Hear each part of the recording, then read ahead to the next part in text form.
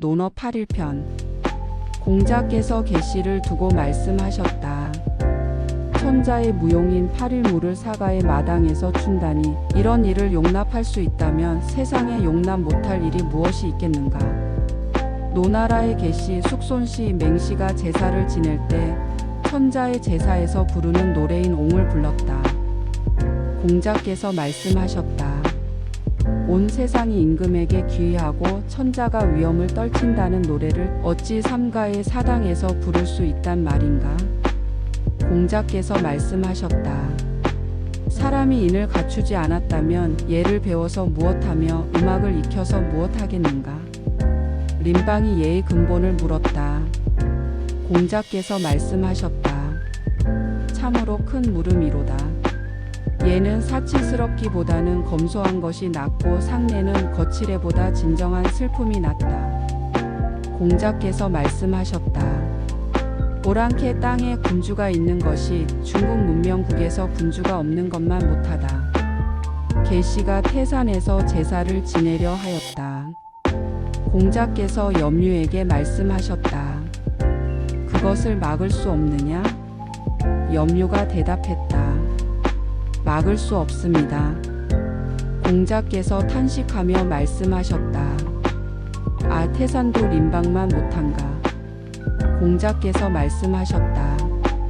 군자는 다투는 일이 없다. 굳이 다투어야 한다면 활쏘기일 것이다. 활쏘기 전에 서로 공손히 인사하고 경기가 끝난 뒤에 술을 나누며 축하한다. 이렇게 다투는 것은 군자다운 것이다. 자아가 물었다. 곱게 웃는 미소, 맑고 아름다운 눈빛, 흰색으로 꾸며 화려함을 더하다는 말은 무슨 뜻입니까? 공자께서 말씀하셨다. 그림을 그리려면 먼저 바탕을 그려야 하느니라. 자아가 다시 물었다. 그렇다면 사람도 먼저 인을 갖춘 뒤에 예를 배워야 합니까? 공자께서 말씀하셨다. 상이여, 너는 나를 깨우쳐 주는구나. 이제 너와 시를 논해도 되겠다. 공자께서 말씀하셨다. 하나라의 예에 대해 나는 말할 수 있으나 기나라는 그것을 증명할 수 없고 은나라의 예에 대해 나는 말할 수 있으나 송나라는 그것을 증명할 수 없다. 문헌이 부족하기 때문이다. 문헌이 충분하다면 나는 증명할 수 있다. 공자께서 말씀하셨다. 제사의 관례를 처음부터 끝까지 다 보는 것은 원치 않는다. 어떤 이가 제사의 뜻을 물었다. 공자께서 말씀하셨다. 나는 알지 못한다. 다만 그 뜻을 아는 사람이 있다면 그 사람은 세상을 손바닥 위에 올려놓은 듯 쉽게 다스릴 것이다. 그리고 자신의 손바닥을 가리켰다. 조상을 제사할 때는 마치 조상이 살아계신 듯이 해야 하고 귀신을 제사할 때는 마치 귀신이 실제로 있는 듯이 해야 한다.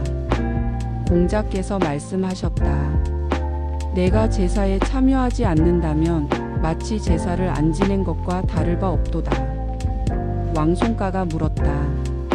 부엌의 신에게 빌기보다는 안방의 신에게 빌라는 말은 무슨 뜻입니까? 공자께서 말씀하셨다. 그렇지 않다. 하늘의 벌을 받는다면 어디에 빌어도 소용없다. 공자께서 말씀하셨다. 주나라가 92 왕조의 예법을 참고하였으니 얼마나 찬란하고 훌륭한가. 나는 주나라의 예를 따르겠다. 공자께서 대묘 큰 사당에 들어가서 모든 일을 일일이 물었다. 어떤 사람이 말했다. 노나라 사람주 출신의 자식이 예를 안다고? 대묘에 들어가서 매사에 묻고 있지 않은가. 공자께서 이 말을 듣고 말씀하셨다. 그것이 바로 예다. 공자께서 말씀하셨다. 활쏘기의 목적은 가죽을 뚫는 것이 아니다. 사람마다 힘이 다르기 때문이다. 이것이 옛사람들의 도리다. 자공이 초하루에 바치는 희생 제물인 양을 없애려 하였다. 공자께서 말씀하셨다. 사야, 너는 그 양을 아끼지만 나는 예를 아낀다. 공자께서 말씀하셨다. 임금을 섬길 때 예를 다하면 사람들은 아첨한다고 한다. 전공이 물었다.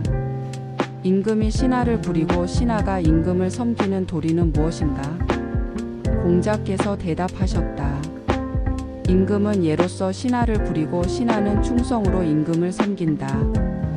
공자께서 말씀하셨다.